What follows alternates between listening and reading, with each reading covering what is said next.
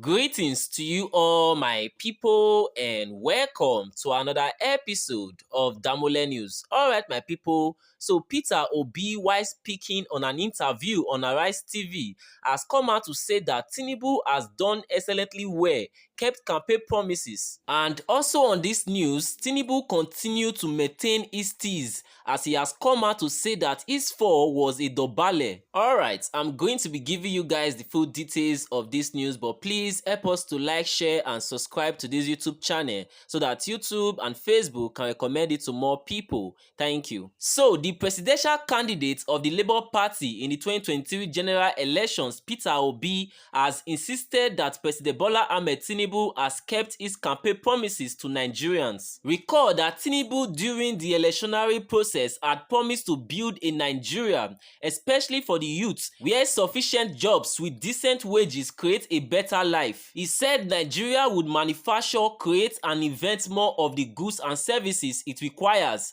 adding that the country shall be known as a nation of creators, not just of consumers. Tinubu also said that Nigeria would export more and import less, thereby strengthening both the naira and citizens' way of life. But in all, Tinubu had maintained that I will continue for where Buhari stopped. So Peter Obi, who contested against Tinubu in the election and came third, according to INEC, said that among all his promises, the president has kept the path he vowed to walk in the footsteps of his predecessor. Alright, I'm going to let you guys watch the video and I'll be right back. Well, I've never made comment about 1 year in office. The reason why is simple.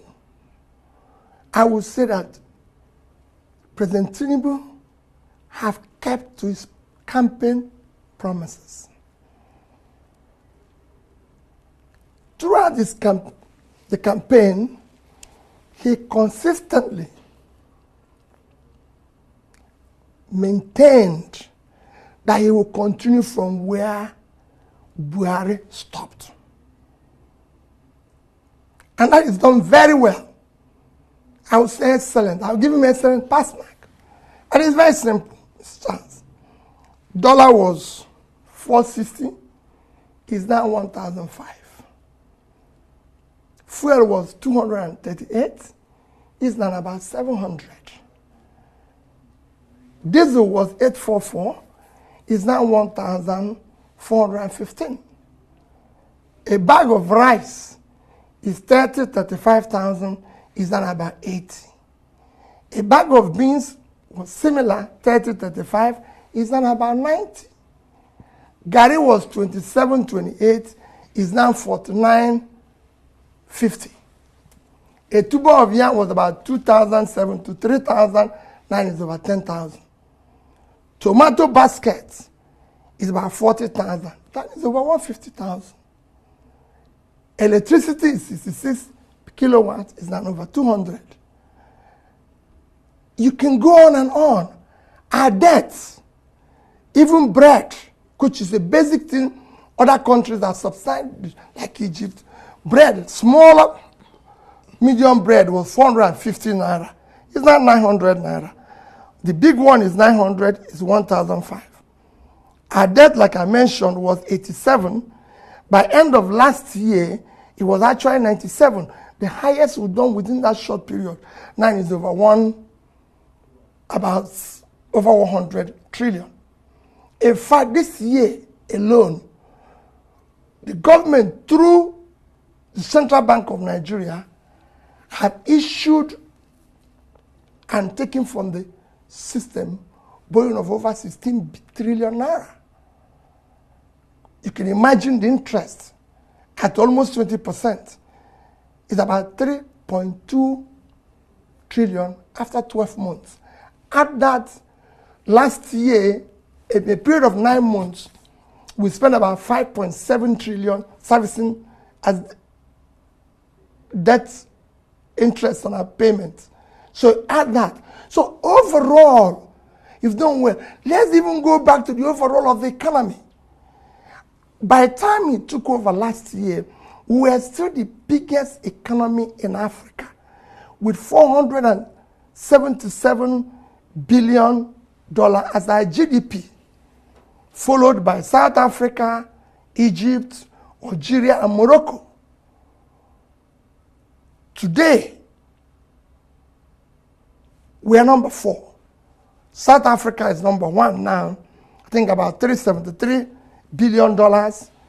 Egypt is second, $347 billion, followed by Algeria, 266. And we are now 252 billion GDP economy. It's even worse when you go to our per capita. We are actually 1/4 of per capita of the list of these nations that I mentioned. South Africa is over 6,000 per capita. Egypt is 4,000 plus. So is Algeria. And then Morocco, which among this is supposed to be the 5th, at 4,210, and we are 1,000 plus. So we actually are going low. We're coming from a low of per capita of 3,000 plus in 2014. So every other thing have headed south. You see, insecurity is worsened. Well, let's corruption has worsened. Right. Let's adherence to the rule of law has worsened. The country has been nepotism is at the highest. Alright, so reacting to his fall on Democracy Day, President Bola Ahmed Tinubu has explained why he failed during a Democracy Day parade at the Eagle Square in Abuja, a development which attracted several reactions from Nigerians on and off social media. Speaking at a dinner at the presidential villa on Wednesday night, Tinubu said that he did not fall but prostrated to greet in commemoration of the Democracy Day celebration. According to his words, he said, "Earlier this morning, I had a swagger and it was social media." So the president suggested that onlookers might have mistaken his misstep for the popular Buga dance move or a traditional Yoruba way of prostrating to greet elders. They were confused whether I was doing Buga or Bambaringa, Tinubu said. Alright, I'm going to let you guys watch the video and I'll be right back. Early this morning, I had a swagger. And it's on the social media. They are confused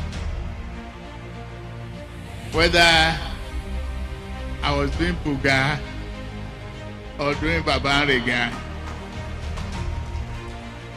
But it is a day to celebrate democracy while doing Dobale for the day. I'm a traditionally Yoruba boy. I did my Dobale.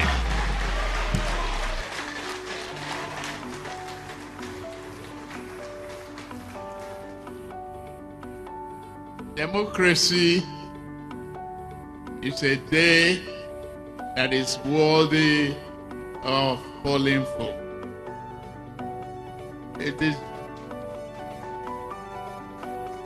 It is a joy to see all of you here. What is that again?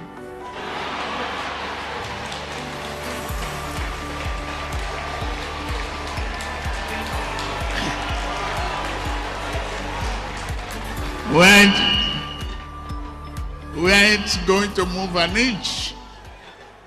We are still having our dinner. So keep your press away.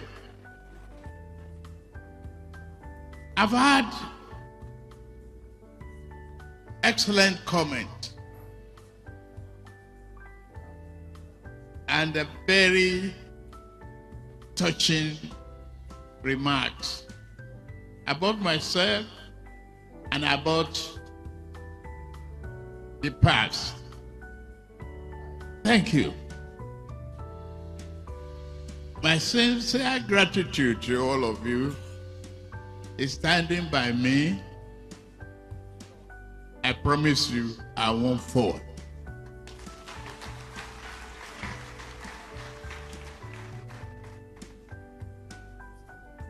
Nigeria is a great country.